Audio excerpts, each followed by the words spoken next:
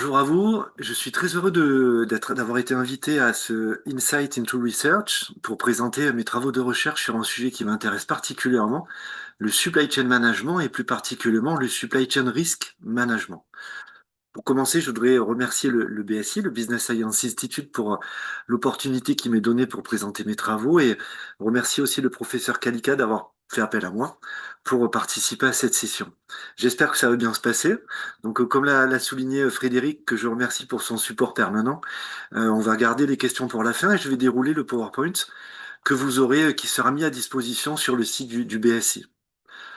Donc, pour essayer de trouver un titre un petit peu accrocheur, on a pensé à Covid-19, guerre en Ukraine, canal de Suez, Taïwan, les tensions entre la Chine et les États-Unis et la réélection du président Trump. Comment finalement un supply chain manager peut-il dormir tranquille? C'est une bonne question dans ce climat un peu de tension, de stress. En plus, en France, il y a une instabilité gouvernementale assez forte qui peut empêcher certains investissements de se réaliser, qui peut empêcher certaines décisions politiques et donc qui ont des répercussions économiques de se faire. L'idée, c'est de vous présenter mes recherches sur le supply chain risk management, sur le management des risques liés à la chaîne logistique. Sans être trop long, je vais me présenter. Donc, je suis Olivier Lavastre, je suis professeur des universités, enseignant-chercheur à l'IAE de Grenoble, au sein de l'Université Grenoble-Alpes, et chercheur au laboratoire de recherche, le CERAG, le Centre d'études de recherche appliquées à la gestion. Et je suis aussi, et surtout, et c'est à ce titre que je suis là, membre de la faculté du Business Science Institute. Et dans l'assistance, j'encadre des étudiants en thèse de DBA et aussi je suis prof référent sur une partie d'une promo. Alors, le plan de la présentation, les profs ont tendance à être un peu à être un peu long, donc j'ai ma montre sous les yeux pour essayer de bien respecter le temps. Le plan de la présentation, ça va être une introduction pour montrer que le sujet de mes recherches est un sujet d'actualité, un sujet très important. Ensuite, on abordera la question de recherche, on évoquera la revue de la littérature, puis la méthodologie que j'ai mis en place pour étudier ce supply chain risk management, qui est une méthodologie assez simple, mais qui permet justement d'être facilement appropriable par d'autres, et qui permet aussi de... Elle est simple, mais elle est adaptée aux objectifs que je m'étais fixés. Ensuite, on présentera des résultats et on fera une partie discussion avant de conclure. Vous voyez ici le plan que j'ai suivi pour cette présentation. C'est un plan type, un plan canonique d'un article de recherche avec toujours 5 ou 6 parties, voire même aussi, ça pourrait ressembler aussi à un plan de thèse de DBA. Sur le dernier slide, j'ai mentionné une bibliographie partielle qui porte sur les travaux que je vais vous présenter là.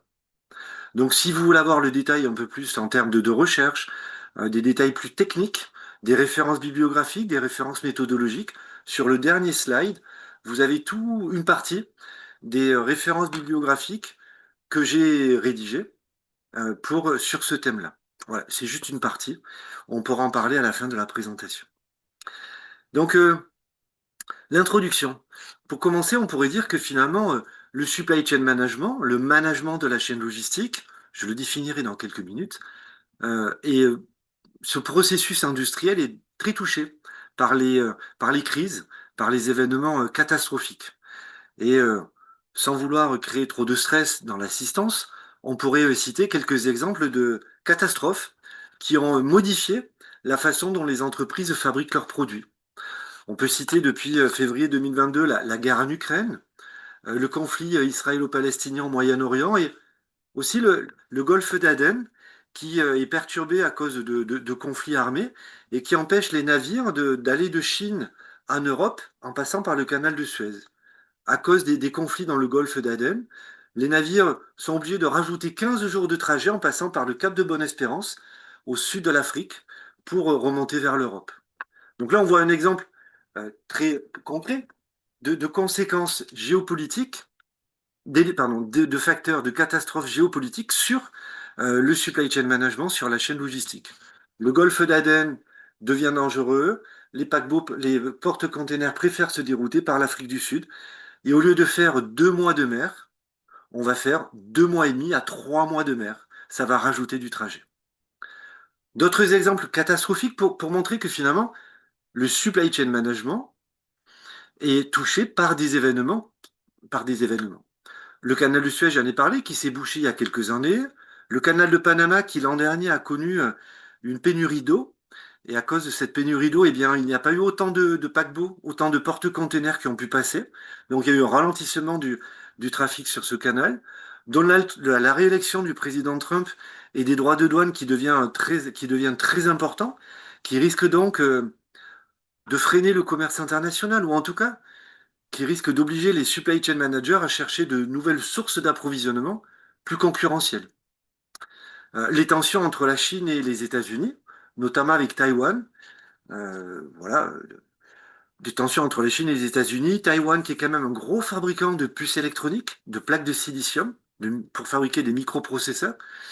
Et donc si Taïwan vient à être annexé, je ne fais pas de politique dans mes présentations, mais si Taïwan vient à être annexé par la Chine, peut-être que l'Europe occidentale et les États-Unis risquent d'avoir des difficultés à être approvisionnés en semi-conducteurs, en puces.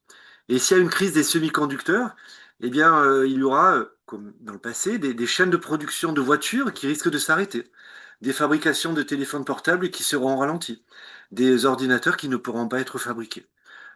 Donc, ces conflits géopolitiques ont des répercussions sur la supply chain. Ici, je l'ai mentionné tout à l'heure, la crise des semi-conducteurs, Taïwan, avec un manque de composants et de matières. Des lignes de production dans les usines Toyota, dans les usines Renault, ont dû s'arrêter, au moins ralentir, mais même s'arrêter, par manque de matières premières, par manque de semi-conducteurs. L'an dernier aussi, l'Espagne a connu un blackout, une coupure d'électricité pendant une bonne journée, et ça a mis beaucoup, beaucoup de bazar.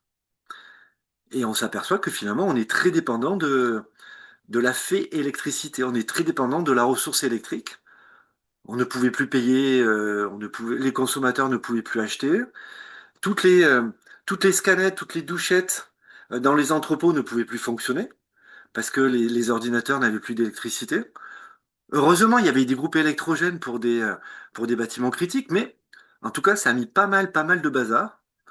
J'ai pas réussi à trouver combien ça a coûté en termes industriels. Mais nul doute que cette coupure d'électricité l'an dernier en Espagne a coûté plusieurs millions d'euros en Espagne, et sans doute aussi aux pays qui commerçaient avec l'Espagne. Je l'ai mentionné tout à l'heure aussi, alors c'est très ponctuel. Si vous n'êtes pas en France, vous n'êtes pas forcément censé être au courant de ça, mais il y a une grande instabilité gouvernementale. Il y a un Premier ministre qui nomme un gouvernement et qui, 12 heures après, dissout son gouvernement et qui, là, hier ou ce matin, a été renommé Premier ministre. Bon, il y a une grande instabilité politique, ce qui peut freiner des investissements. En général, l'instabilité politique, là, elle est assez mineure en France. Dans certains autres pays, elle est plus grave et plus lourde, mais une certaine instabilité politique peut empêcher les entreprises d'investir, parce qu'on ne sait pas de quoi le futur sera fait. Voilà quelques exemples de catastrophes. Et j'ai cité les plus récents. J'aurais pu citer aussi le volcan Eyjafjallajökull en Islande qui est rentré en éruption dans les années 2010. La centrale de Fukushima au Japon qui a explosé et qui a créé un bazar pas possible aussi dans les supply chains. Et on pourrait rajouter aussi toutes les autres catastrophes liées aux conséquences du changement climatique, des inondations, des pluies, des cyclones, qui empêchent des navires de circuler, qui empêchent des avions de décoller, qui inondent aussi certaines usines. Je vais m'arrêter là, parce que si on se retrouvait dans 5 ans, on rajouterait encore d'autres crises, sans doute bien plus intenses et bien plus fréquentes. Donc là, et c'était le premier slide sur lequel je voulais insister, on est sur des crises catastrophiques, des signes noirs, des choses qui sont énormes et qui sont hyper médiatiques. Et c'est vrai que ça touche le supply chain management. Mais au-delà de ça, il y a des crises beaucoup moins médiatiques qui vont empêcher les entreprises de bien travailler, de fabriquer leurs bons produits. Des risques moins médiatiques, moins catastrophiques, mais très opérationnels, très fréquents, très récurrents. Un fournisseur qui nous livre chaque fois avec 3 jours de retard. La machine qui, plusieurs fois par jour, se dérègle et il faut l'arrêter 15 minutes pour la régler.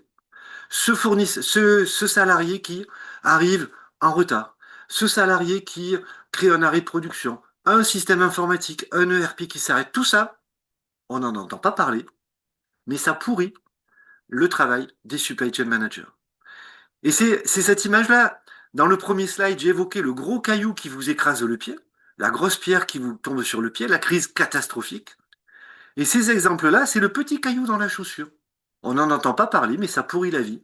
Et ça empêche finalement d'atteindre les objectifs du supply chain management, qui sont coût, qualité, délai, quantité. Et finalement, ça empêche de bien travailler, que ce soit en amont, les relations avec ses fournisseurs, ses sous-traitants, en interne, ça empêche de bien réaliser le processus de production, et en aval, ça empêche de bien travailler avec ses distributeurs et ses clients. Voilà donc, ces deux premiers slides, c'était pour évoquer des exemples des crises catastrophiques et des crises plus récurrentes. Mais quoi qu'il arrive, ces deux crises, finalement, vont, vont toucher le supply chain management. J'ai oublié la crise peut-être la plus importante de ces dernières années, c'était quand même la crise liée à la Covid-19 et qui a fortement impacté tout ça. En préparant mes slides, je me suis dit, je ne vais pas la mettre, ça paraît tellement évident. Donc voilà, vous l'aviez tous en tête, et la crise de la Covid a perturbé beaucoup les supply chains. Alors, toujours selon le contexte actuel et ses problématiques, finalement, l'environnement dans lequel évoluent les entreprises est VUCA. VUCA, c'est un terme assez connu, ça veut dire volatile, incertain, complexe et ambigu. Donc il change souvent, il est difficile à le comprendre. Il y a aussi une forte pression sur les coûts, sur les stocks et les délais. Ce qui fait que les supply chain managers, les responsables industriels, cherchent une rationalisation. Ils mettent en place des chantiers de lean manufacturing ou de lean supply chain management, que ce soit en interne, dans le processus de production, ou en externe, en amont avec les clients, en amont avec les fournisseurs, les sous-traitants, ou en aval avec les clients et les distributeurs. Donc on met en place du lean. Qui dit rationalisation dit recherche d'une meilleure solution et donc élimination du superflu, de la redondance.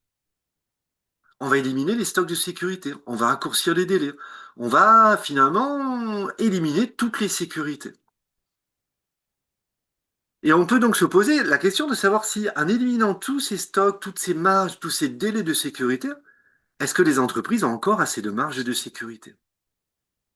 On pourrait dire que plus la supply chain se tend, plus elle est tendue, moins il y a de délais, moins il y a de stocks de sécurité, plus elle devient risquée. D'où la question, ou plutôt, pour bien dormir, un supply chain manager doit déployer un supply chain risk management, un management des risques liés à la chaîne logistique. Mais comment? Ben, c'est l'objet de cette présentation un peu plus focus, un peu plus centrée. Comment? Eh bien, il va déployer des stratégies, des pratiques et des outils de supply chain risk management. Donc là, la présentation que je vous propose, l'introduction est un peu longue, c'est de vous présenter quelles sont les stratégies, pratiques et outils liés au supply chain risk management les plus utilisés par les entreprises. Comment faire face à ces risques-là? Stratégie, c'est plutôt des choses à long terme qui vont demander un investissement. Des pratiques, c'est à moyen terme, ça peut être assez facile à mettre en place. Et des outils, on peut les mettre très facilement et ça peut être de façon très ponctuelle. Alors, pour continuer plutôt, il est nécessaire de présenter une revue de la littérature. J'ai essayé de faire très simple, très court. Dans les références bibliographiques à la fin du support, vous pourrez retrouver mes articles et retrouver donc plus en détail les ressources bibliographiques et la revue de littérature. Le risque. On va commencer par le risque. Le risque se caractérise par deux éléments, la probabilité d'apparition d'une perte et l'importance de cette perte. On peut même rajouter aussi dans le management, dans le risque, la capacité de l'entreprise à gérer, à mitiger, à manager ce risque. Le risque dans la supply chain, vous avez ici une définition de Zidizin de 2005, c'est une variation dans la distribution de la supply chain et de leur valeur. Il y a plusieurs catégories de risques liés à la chaîne logistique. J'en ai mentionné une ici, j'en mentionnerai d'autres un peu plus tard. Voilà, Chopra et Sodi en 2004 ont évoqué 9 catégories de risques liés à la supply chain. Des ruptures, des retards, des risques systémiques, de prévision, la propriété intellectuelle, l'approvisionnement, la distribution, les stocks et les capacités. Et dans les risques, il faut vraiment bien distinguer les risques catastrophiques, les signes noirs. Ça arrive rarement, mais quand ça arrive, c'est le bazar. Des risques fréquents, qui eux sont fréquents, mais qui ne sont pas si catastrophiques que ça. J'ai pas pris encore le temps de définir ce qu'est le supply chain management. Eh bien, le supply chain management peut se définir comme le macro-processus industriel de l'entreprise. Macro-processus industriel de l'entreprise qui va de l'acquisition des matières premières, en passant par la production, jusqu'à la distribution du produit fini par l'entreprise. Donc on a achat, approvisionnement, production, planification, gestion des stocks, distribution, un petit peu de qualité. Et la logistique, c'est une activité dans le supply chain management. Ainsi, le supply chain management englobe toutes les activités qui participent à la création, à la fabrication des produits commercialisés par l'entreprise, de l'acquisition des matières premières, en passant par la production, jusqu'à la distribution du produit fini. Ici, vous avez une représentation assez classique du supply chain management avec votre entreprise ici et des activités, l'approvisionnement, la production, la distribution. Et tout ceci doit essayer d'être planifié du mieux possible. Et puis on peut rajouter des activités de reverse logistique, de return, de récupération. Ce qui est valable pour mon entreprise est valable pour mon fournisseur ici, qui a lui aussi une supply chain, une chaîne logistique. Et puis ici, mon client, qui a lui aussi cette chaîne logistique. Ça, c'est mon entreprise ou c'est moi? Moi, euh, en tant que service de production, j'ai mon fournisseur interne qui est le service appro, qui a son fournisseur interne qui est le service achat, qui a son fournisseur, etc. Et moi, mon client interne, ça va être le service logistique qui va livrer les produits pour le service commercial. Voilà, une définition assez simple de la supply chain. Si on rentre un peu plus dans le cœur du sujet, le supply chain risk management. Le management des risques liés à la chaîne logistique. Le terme est apparu en 2003, 2003, et on peut le définir, alors j'ai pris mes définitions à moi, comme la gestion et le management des risques liés à la chaîne logistique. Gestion avec une vision plutôt à court terme, plutôt opérationnelle, management avec une vision un peu plus stratégique de long terme, des risques liés à la chaîne logistique. Et ce sont des risques qui peuvent modifier, voire empêcher, tout ou partie de la circulation des flux d'informations et des flux physiques. Et l'important aussi, c'est de dire que dans le supply chain risk management, on va gérer ces risques, que ce soit avec l'amont, fournisseur sous-traitant, en interne, entre nos unités de production, et en aval, avec nos partenaires industriels, nos clients distributeurs. Voilà, donc ici, on peut avoir une gestion avec la chaîne logistique externe ou avec la chaîne logistique interne. Une autre définition ici, c'est l'identification, l'appréciation, l'évaluation, le traitement et la surveillance des risques liés à la chaîne logistique, avec des outils, des techniques, des stratégies à la fois internes et en externe. On va parler de coordination, de collaboration avec les membres de la supply chain, les membres de la chaîne logistique, pour réduire la vulnérabilité, pour assurer une continuité de l'activité. Il y a un mot qui est très très très à la mode, c'est le mot de résilience. C'est un mot très à la mode. On peut l'utiliser en supply chain risk management, mais on peut être à la mode en utilisant ce terme. Ce qu'on peut dire, c'est que la résilience, c'est la capacité d'un organisme à revenir à un état stable. La capacité d'un organisme à revenir à un état stable. C'est pas la capacité d'un organisme à revenir à son état initial. C'est pas la même chose. Au départ, la résilience était surtout pour les matériaux. Et donc, effectivement, je déforme un matériel, je déforme quelque chose, j'ai envie qu'il revienne à son état initial. Ça, c'est évident. Sauf que pour un être humain, vous ou moi, pour une organisation, on ne peut jamais revenir à son état initial. Parce qu'on aura appris. On aura appris de ses erreurs. On aura mûri. On aura tenu compte de ce qui s'est passé. Donc on ne va pas revenir à son état d'avant, mais on reviendra à un nouvel état. Et l'idée, c'est de revenir à un nouvel état stable et de ne pas être toujours en crise. Bon, je ne vais pas faire long sur la résilience. J'ai une thèse d'une personne qui a soutenu sa thèse à Sciences Po à Grenoble, une super thèse dans laquelle il a évoqué toutes les différentes façons de considérer la résilience pour arriver après à une définition. On continue. On continue avec ici ouais, un slide un peu long, un peu chargé, sur les sources des risques liés à la supply chain. Je ne vais pas rentrer dans le détail, vous pouvez le parcourir. C'est simplement pour dire que parfois la vérité, elle n'est pas unique. Et c'est en lien avec les thèses de Dibier que vous êtes en train de faire ou que vous avez rédigé. C'est parfois compliqué de dire, mais la réalité, c'est ça. Je vais définir la pomme d'une seule et même manière.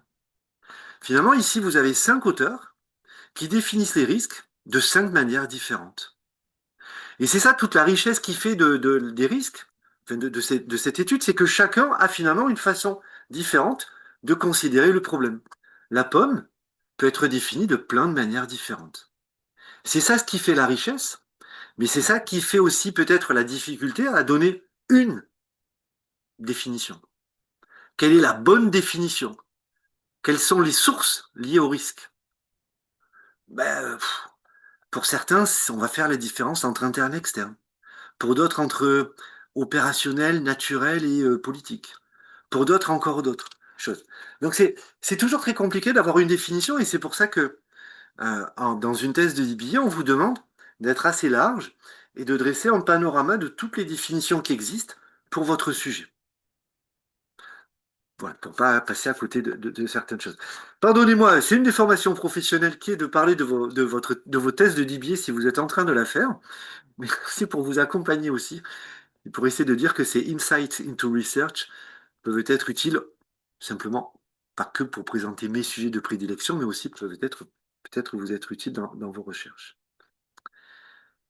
Alors, comment le risque se gère-t-il? Bon, il y a des normes qui existent. Il y a la norme ISO 22301 qui existe, qui définit un système de management de la continuité d'activité.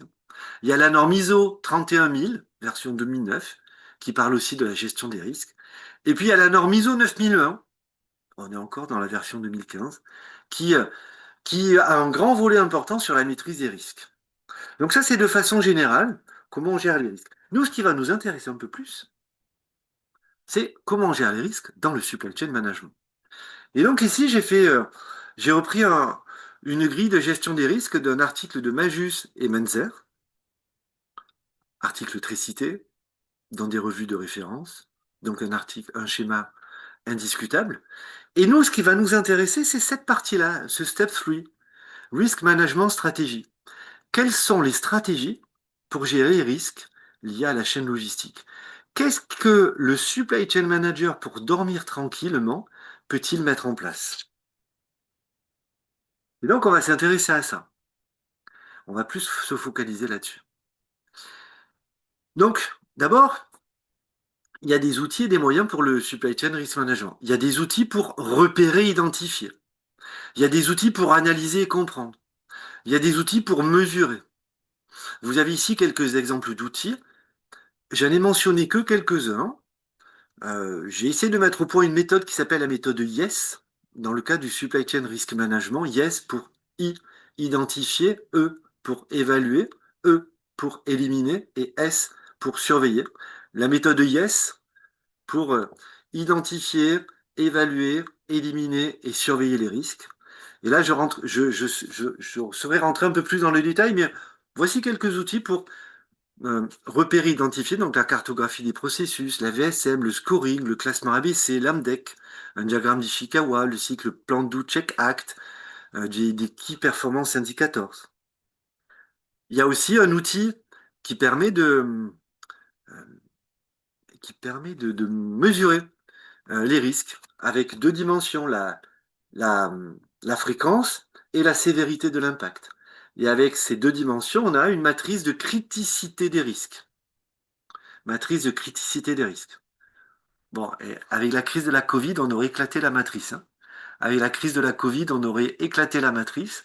C'était un risque catastrophique, très improbable. On aurait été vraiment en dehors de tout. Mais aussi, et pour ce qui nous concerne, il existe des SPO, des stratégies, pratiques et outils pour manager ces risques. Et c'est justement ce vers quoi j'aimerais qu'on aille maintenant. Donc un supply chain risk, un management des risques, pardon, un risque lié à la supply chain, ça peut être soit financé, et en comptabilité, on fera une provision pour risque et charges, soit assuré, on va se tourner vers un assureur, une sorte de financement externe, soit éliminé, mais c'est pas toujours possible et c'est coûteux. Et comme Highlander, peut-être que vous avez la ref ou pas, mais Highlander, c'est des immortels, et les immortels doivent se tuer entre eux, et à la fin, il en restera un.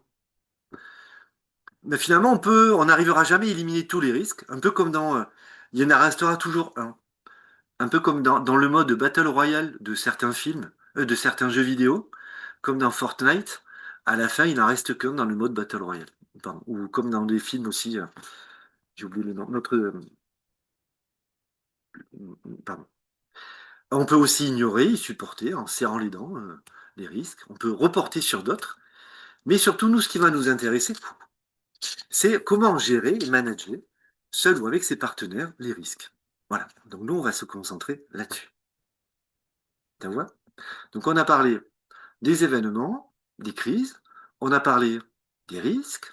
Là, on est en train de voir la méthode, le supply chain risk management. Et dans cette méthode, on est en train de se concentrer sur comment on va manager les risques qu'on a repérés. Eh bien, grâce à une revue de la littérature que j'ai effectuée, j'ai réussi à mettre en évidence euh, 37 stratégies et pratiques. Stratégies, pratiques et outils pour gérer les risques liés à la chaîne logistique. Donc il y en a 37 dans la revue littérature.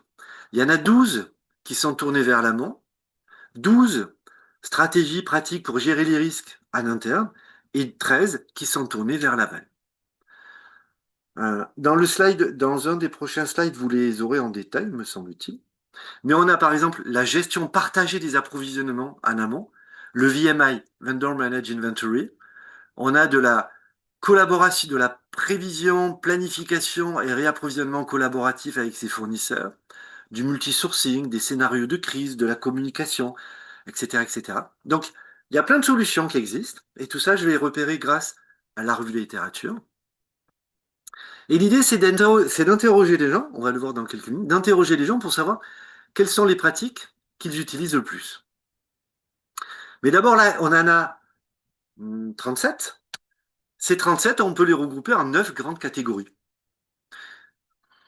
Des méthodes collaboratives, des méthodes basées sur les prévisions, des méthodes basées sur la capacité, la redondance, des méthodes basées sur la pression, sur des sanctions, des méthodes basées sur les scénarios de secours, sur du suivi performance, des méthodes basées sur, en général ça n'arrive pas, mais sur la stabilité, on ne va rien changer, ou des méthodes basées sur l'instabilité, l'adaptabilité. Donc de ces 37 SPO, je les ai regroupés en 9, mais surtout la méthode. Alors, je suis en train de déployer la même chose après la crise de la Covid, mais c'est une étude que j'ai menée à différentes périodes, et là, celle que je vous présente, c'est en octobre 2018 et janvier 2019. J'ai collecté des questionnaires en face à face ou par téléphone auprès de 189 praticiens du supply chain management. Et c'est un traitement statistique tout simple, des statistiques descriptives, avec des moyennes et des écarts types. Et tout simplement, je leur posais la question à savoir, dans le cadre de votre gestion des risques liés à la chaîne logistique, est-ce que vous, ou votre business unit, vous utilisez les outils suivants? Est-ce que vous utilisez des stocks de sécurité en interne? Et là, est-ce que vous utilisez des stocks de sécurité en interne? Pas du tout d'accord, tout à fait d'accord. Et ça peut être pas du tout, jamais, jamais, jamais, ou très, très, très rarement, ou très rarement, un peu, oui, à fond. Donc ici, j'ai utilisé, et ça peut être intéressant pour vos recherches, ce que l'on appelle une échelle de Likert. Une échelle de Likert, c'est on donne une affirmation à quelqu'un et on demande à ce quelqu'un de se positionner par rapport à cette affirmation. On le demande de se positionner, est-ce qu'il est tout à fait d'accord face à cette pardon, est-ce qu'il n'est pas du tout d'accord par rapport à cette affirmation, ou est-ce qu'il est tout à fait d'accord par rapport à cette affirmation? En l'occurrence ici, c'est souvent des discussions qu'on peut avoir. Est-ce qu'il vaut mieux avoir 7 solutions possibles, 7 réponses possibles ou seulement 5? Est-ce qu'il vaut mieux avoir pas du tout... Bon voilà, là j'en ai 7, mais on pourrait très bien en avoir seulement 5 en supprimant le, le, le d'accord et le pas d'accord. On peut même en avoir que 4. Tout à fait d'accord, d'accord, pas d'accord et pas du tout d'accord. Et en évitant le sans opinion, en évitant la solution neutre. Donc ça, c'est des discussions à avoir avec vos directeurs de thèse de DBA ou que vous pouvez avoir si vous avez déjà terminé, que vous avez eu. Est-ce que je choisis une échelle de Likert à 7 solutions, à 5 solutions, ou des solutions à réponse paire, autrement dit que 4 échelles, pour éviter qu'il y ait la solution intermédiaire, la solution qui ne tranche pas. Voilà. Donc ça, c'est un questionnaire que j'avais fait passer et j'avais présenté les 37 SPI et puis j'avais des questions aussi pour mieux connaître l'entreprise dans laquelle qui était considérée. Ce qu'il en ressort, c'est quoi? Ce qu'il en ressort, c'est que il y a des SPO, des stratégies pratiques qui sont beaucoup utilisées. Donc ici, j'ai mis les 12 premières et celles qui sont moins utilisées. Je ne suis pas allé faire une méthodologie d'équations structurelles très très très perfectionnée parce que j'avais pas besoin de ça. Pour ma recherche, j'avais pas besoin de faire des méthodologies d'équations structurelles. J'avais pas envie de faire du qualitatif en interrogeant les gens. J'avais pas envie de faire du constructivisme ou quelque chose de chercher à comprendre. J'avais juste envie de savoir qu'est-ce que vous utilisez. C'est tout. Dis-moi ta question de recherche, je te dirai la méthodologie à mettre en place. Moi, je voulais avoir un classement, ce qui était le plus utilisé ou moins utilisé. J'ai donc choisi une méthodologie adéquate pour ça. Je voulais pas faire un lien entre différentes variables. Et donc, tout simplement, j'ai calculé la moyenne et j'ai classé les moyennes par importance. Donc, en haut, on a cette solution qui est la plus souvent citée, celle pour lesquelles les gens sont tout à fait d'accord. Et les 37e, c'est les choses qui sont les moins souvent citées.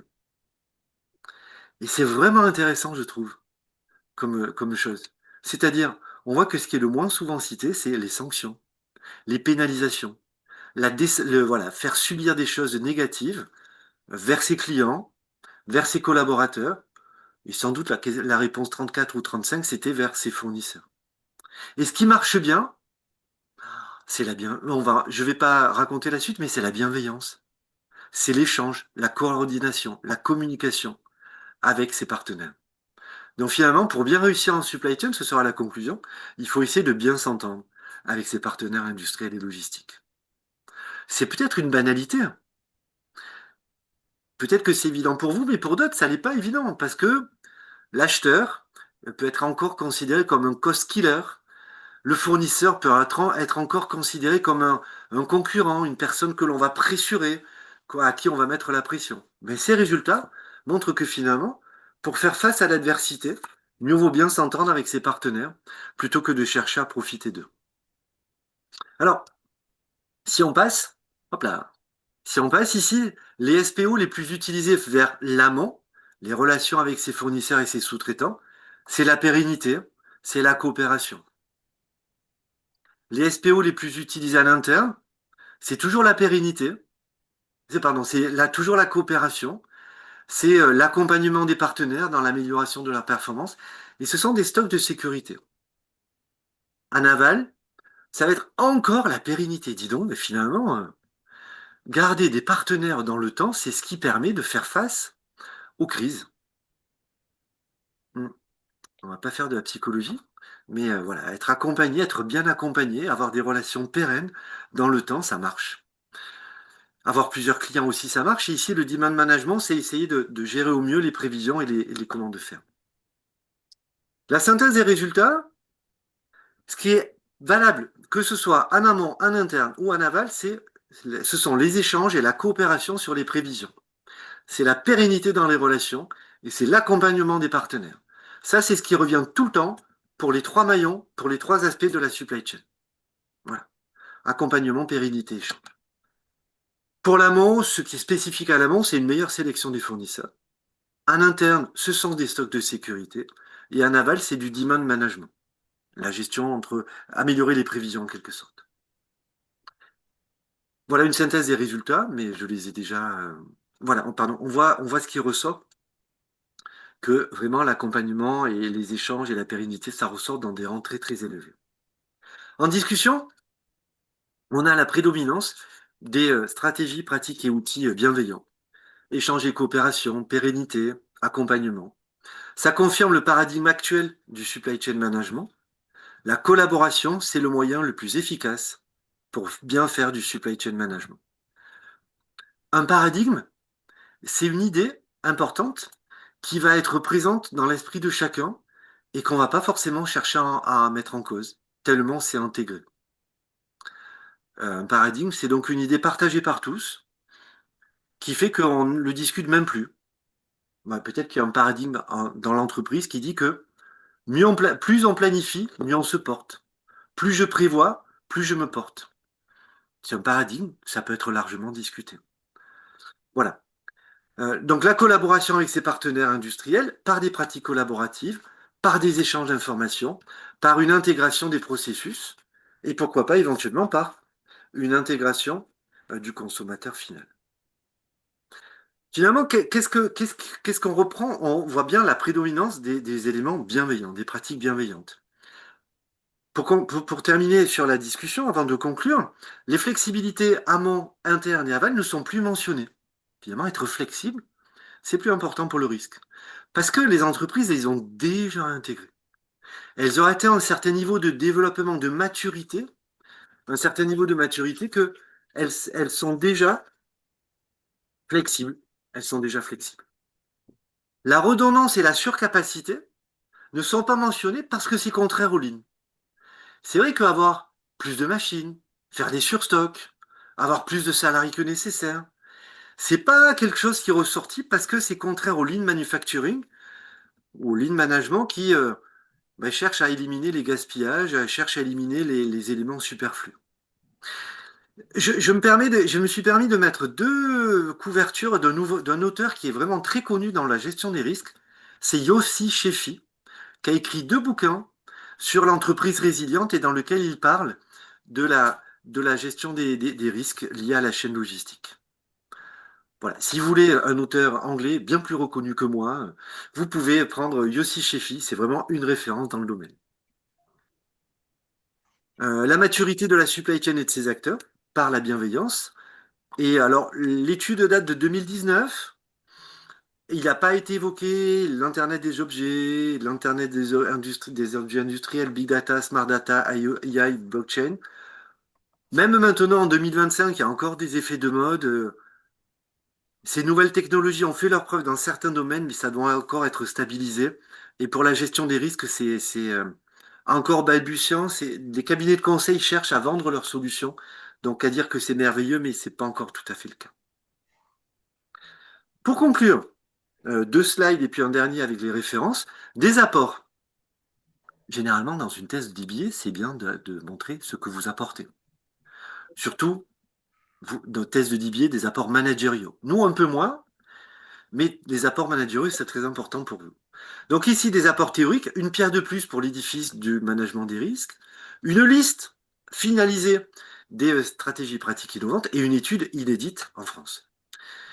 Une liste managériale, des apports managériaux hyper importants. Alors, là, je suis dans la posture de l'enseignant-chercheur, mais j'ai animé une table ronde auprès de professionnels. J'aime bien intervenir auprès de professionnels aussi pour leur parler de cette méthodologie de gestion des risques. Et donc, grâce à ces études, j'irrigue, je me sers de ces études pour m'enrichir et pour pouvoir conseiller des entreprises sur la liste des outils mobilisables pour le supply chain risk management. Des limites? J'ai vraiment pas discuté de ce que c'était ces SPO. J'ai inventé l'expression SPO. Méthodologique, c'est un traitement statistique simple. Et j'ai interrogé juste une seule personne par entreprise. Et managérial, j'ai pas vraiment étudié l'efficacité de telle stratégie sur la performance de la supply chain. J'ai juste regardé quels sont ceux qui sont les plus utilisés. Mais en me disant, ce qui est le plus utilisé peut-être, et sans doute le plus efficace. Sinon, la nature elle-même sélectionne les organismes les moins enfin, elle élimine les organismes les moins. Vous avez compris? Vous voyez ce que je veux dire? Elle élimine les organismes les moins efficaces. Donc, les solutions les plus utilisées sont les solutions les plus efficaces. C'est discutable, mais c'est le parti que j'ai choisi. Les perspectives, il y a plein de perspectives, c'est des sujets passionnants. Dresser la cartographie des SPO selon les types d'entreprises,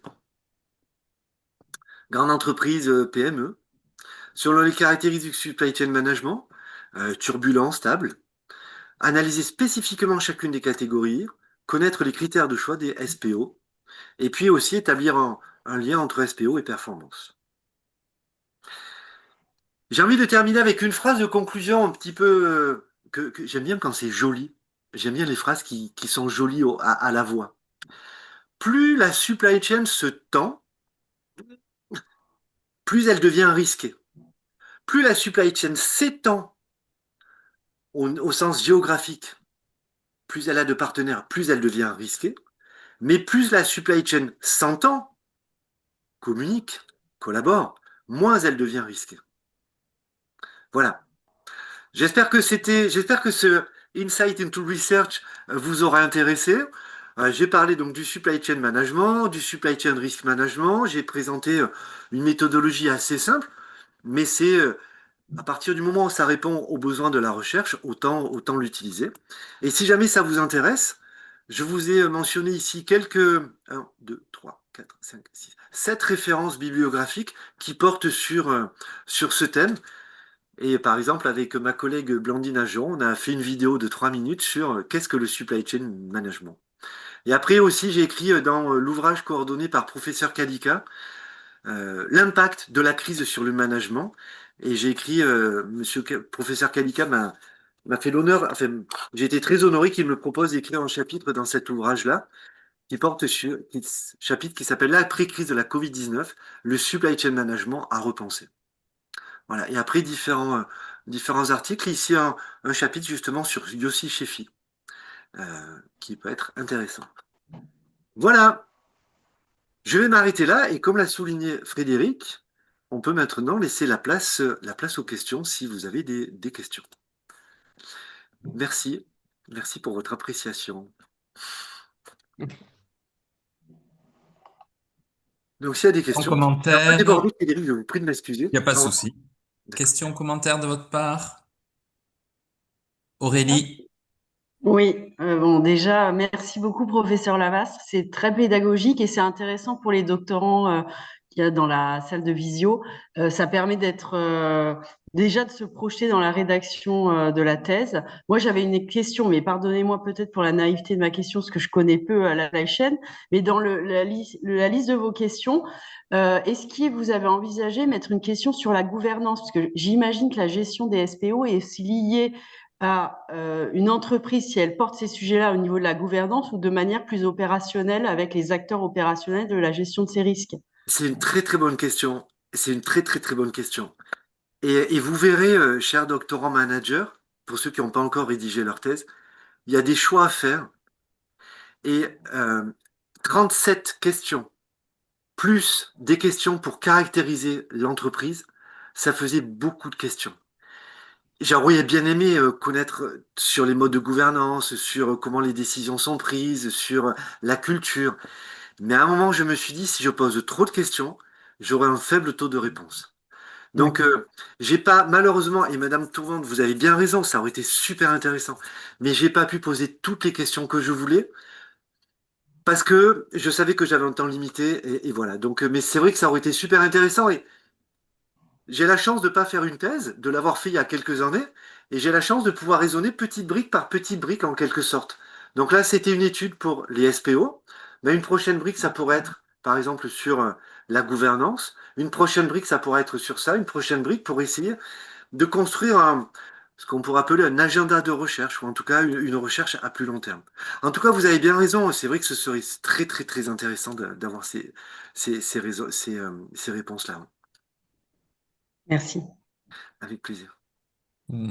Docteur Sidibé? Et, merci, Monsieur le professeur, j'ai une petite question vraiment liée au cadre de référence en matière de management des risques, comme le cadre ISO 31000 ou le cadre de COSO, Enterprise Risk Management. Donc, j'aimerais savoir comment est-ce qu'il est possible d'intégrer vraiment la gestion des risques sur la chaîne de logistique par rapport dans ce cadre-là? Est-ce qu'il est possible d'intégrer vraiment ça dans le cadre COSO EMP? Oui, alors la réponse est oui. Voilà.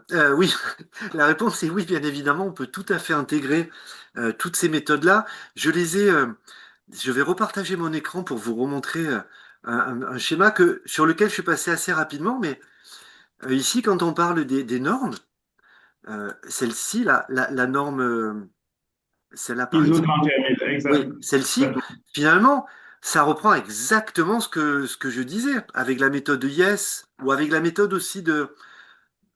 Il y a des auteurs qui évoquent le supply chain risk management et qui reprennent exactement ces quatre étapes-là. Moi, j'ai appelé ça Yes. Identifier, évaluer, éliminer et surveiller. On retrouve ces quatre étapes-là. Et toutes les normes ISO sont basées à peu près sur le même principe, sur ce même principe-là de quatre étapes.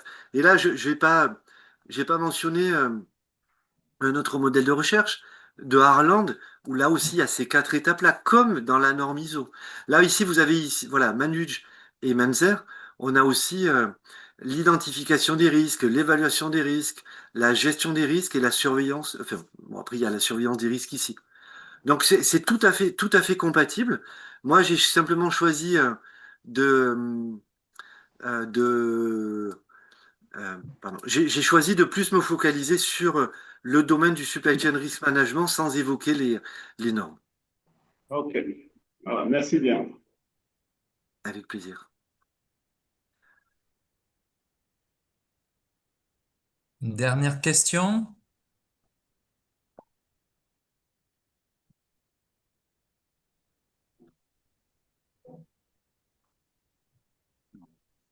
Ok.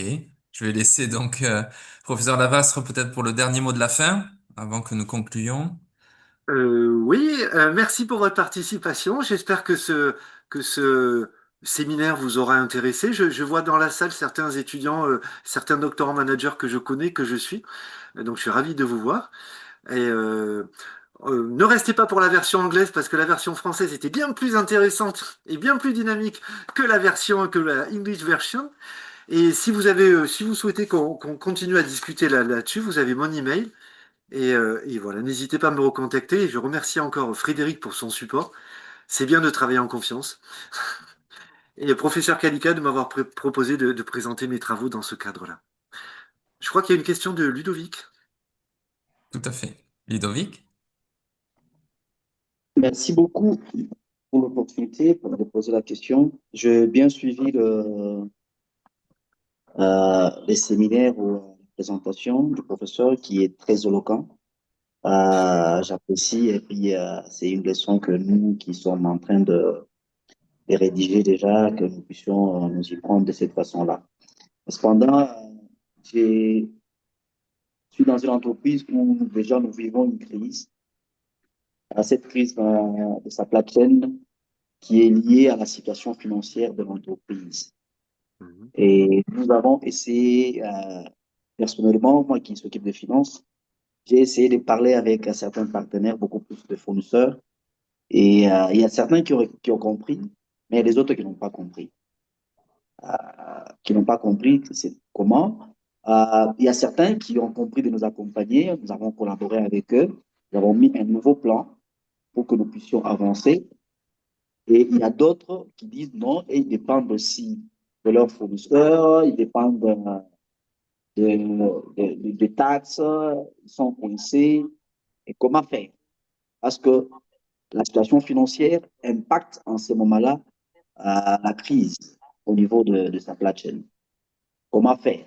Bien qu'on a échangé, j'ai vu que beaucoup de gens ont répondu pour dire qu'il faut parler avec les stakeholders. Mais de l'autre côté, il y a à cette partie-là? Comment est-ce qu'on peut s'y prendre?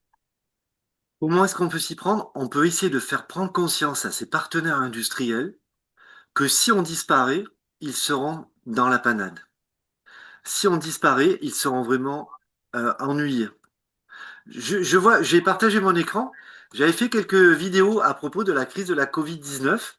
J'ai- et j'en avais fait trois. Crise de la Covid-19 fait marquant pour la logistique et le supply chain management, les impacts de la crise de Covid-19 pour la logistique et le supply chain management, et un autre sur supply chain management d'après-crise, consommateur, relocalisation et indépendance. C'était il y a 5 ans. C'est juste, et dans ces vidéos-là, je dis que finalement, on avait avec la crise de la Covid un effet en M, à savoir que un client arrêtait de s'approvisionner à un fournisseur.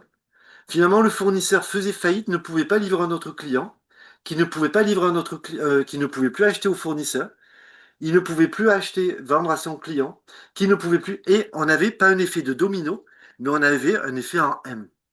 Et ce que vous pouvez peut-être dire à vos partenaires qui refusent de vous suivre, c'est peut-être de leur dire que s'ils refusent de vous suivre, vous risquez d'être dans l'embarras et de mettre dans l'embarras d'autres entreprises avec lesquelles ceux qui vous refusent de vous aider sont aussi en relation. Je pense que c'est comme ça qu'il faut montrer qu'on est en interdépendance, qu'on est en relation les uns avec les autres.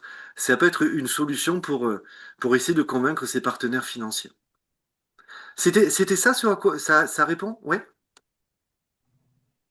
Ok. Non, je vois un Merci petit peu. beaucoup. Avec plaisir. Ok, nous arrivons donc au terme de cette session fort riche. Donc vous aurez bien sûr accès à la vidéo, au PowerPoint de présentation. Voilà, et puis vous, comme l'a souligné professeur Lavaz, vous pourrez tout à fait continuer les échanges via contact direct par mail. La bibliographie qui est assez extensive sur ce sujet. Voilà, n'hésitez surtout pas. On va vous souhaiter un très très bon week-end. Voilà. Merci Merci, bien. bon week-end à Merci vous Frédéric. aussi. Bon Merci. courage, bonne continuation à vous, cher doctorant manager ou cher docteur.